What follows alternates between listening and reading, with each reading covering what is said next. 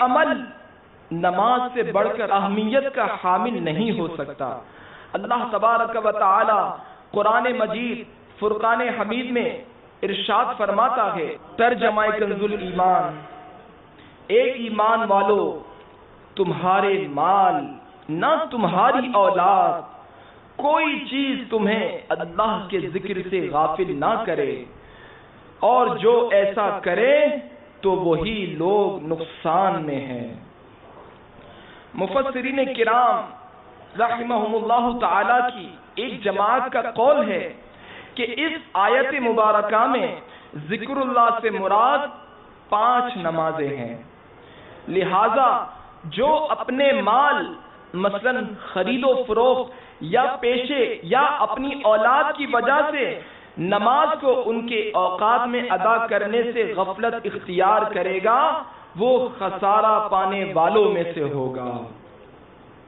ایک اور مقام پر نماز نہ پڑھنے والوں کے بارے میں اللہ تبارک و تعالی قرآن مجید فرقان حمید کے 29ویں پارہ سورۃ المدثر کی آیت نمبر 42-43 میں ارشاد فرماتا ہے، ما سلککم فی سقر قالوا لم نک من المصلین۔ ترجمہ کنز الایمان، تمہیں کیا بات دوزخ میں لے گئی؟ وہ بولے ہم نماز نہ پڑھتے تھے۔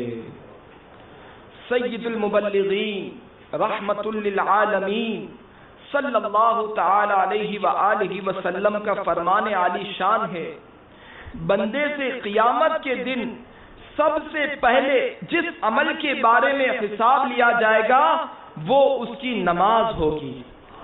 اگر اس کی نماز درست ہوئی تو وہ نجات و فلاح پا جائے گا، اور اگر اس میں کمی ہوئی تو وہ شخص رسوا و برباد ہو جائے گا۔ نعرے جہنم سے تو امان دے، نعرے جہنم سے تو امان دے، بلبل دے بری دے باغے جنا دے، بلبل دے بری دے باغے جنا دے،